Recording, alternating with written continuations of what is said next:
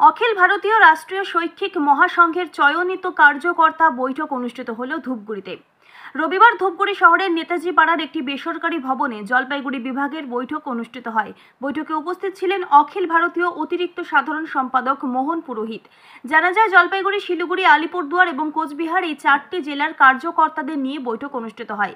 এদিনের সাংগঠনিক বৈঠকে শিক্ষকদের সমস্যা এবং সম্প্রতি প্রায় 26,000 শিক্ষকের চাকরি বাতিল হয়েছে সেই সমস্ত বিষয় নিয়ে আলোচনা করা হয়। কিভাবে রাজ্য সরকারের বিরুদ্ধে আন্দোলন সংগঠিত করতে হবে সেই বিষয়ের ওপর আলোচনা করা হয়েছে। আগামী দিনের কার্যক্রম এবং সদস্য সংখ্যা বাড়ানোর বিষয়ে সিদ্ধান্ত গ্রহণ হয়। বৈঠকের বিষয়ে অখিল ভারতীয় রাষ্ট্রীয় শৈক্ষিক মহাসংঘের রাজ্য সম্পাদক বাপি প্রামাণিক বলেন, রাজ্য জুড়ে সাংগঠনিক সভা চলছে। এদিন ধূপগুড়িতে জলপাইগুড়ি বিভাগের 4টি জেলাকে নিয়ে বৈঠক অনুষ্ঠিত হলো। শিক্ষকদের সমস্যা সহ বিভিন্ন সাংগঠনিক বিষয় নিয়ে আলোচনা করা হলো। ধূপগুড়ি থেকে ভাস্কর মোহন্তের রিপোর্ট, আমাদের টিভি। थोड़ा हिंदी में बोलेंगे तो मेरे लिए ठीक रहेगा। इसकी ये मीटिंग है। अखिल भारतीय राष्ट्रीय शैक्षिक महासंघ समय समय पर विचार प्रबोधन के लिए और कार्यक्रम के लिए बैठक करता है।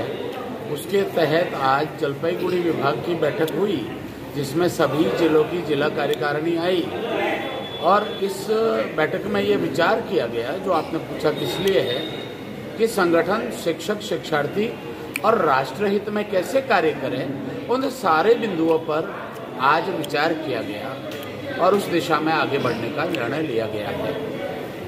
यहाँ पर किस किस जगह का आदमी था, किस किस जगह का शिक्षक था यहाँ पर? यहाँ पर जलपाईगुड़ी विभाग के जो जिले थे उसके अंदर अलीपुरद्वार, कोचबिहार, जलपाईगुड़ी, सिलीगुड़ी जिले के कार्यकर्ता भाई और बहन, जो जिला पदाधिकारी थे, विभाग और राज्य के इस जिलों में निवास करने वाले कार्यकर्ता थे, वो सुबह से सभी सत्रों में यहाँ उपस्थित रहे। क्या क्या আজকের এই সভা আপনাদের?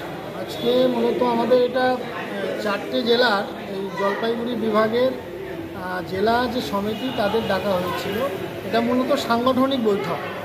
আগামী দিনে সংগঠন কিভাবে তার সদস্যতা অভিযান বা শিক্ষকদের যেসব পেশাগত সমস্যা চলছে, আজকে ধরুন 26,000 যে চাকরি চলে গেছে সেসবেরও চর্চা এখানে হয়েছে, এবং আগামী দিনে কিভাবে আন্দোলন সংগঠিত করে ধীরে ধীরে পশ্চিমবঙ্গে আজকে যে পরিস্থিতি চলছে, শিক্ষা ব্যবস্থা, বিদ্যালয়গুলোর ক্ষেত্রে শিক্ষকের অভাব বা বাকি বিদ্যালয় ক্ষেত্রে যে বিভিন্ন সমস্যা, এগুলো শিক্ষক সংগঠনের মাধ্যমে কীভাবে আগামী দিনে কাজ করা যায় সেগুলো আমরা এখানে আলোচনা করব।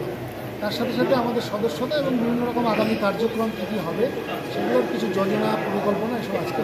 কয়টি জেলার এখানে? 4টি জেলা মূলত ছিল। এটা বিভাগ অনুসারে গোটা পশ্চিমবঙ্গেই হবে। অখিল ভারতীয় কার্যকর্তা এসছেন, তার উপস্থিতিতে পুরো রাজ্য জুড়ে এটা সাংগঠনিক একটা প্রবাস চলছে, বৈঠক চলছে। একইভাবে 5টা আরও যে 4টি বিভাগ আছে, মালদা থেকে শুরু করে কলকাতা, মেদিনীপুর, সব বিভাগে এটা হবে। আজকে প্রথম শুরু হলো জলপাইগুড়ি বিভাগে। মূলত 4টি জেলা শিলিগুড়ি, জলপাইগুড়ি, কোচবিহার, আলিপুরদুয়ারে শিক্ষকরা ছিল।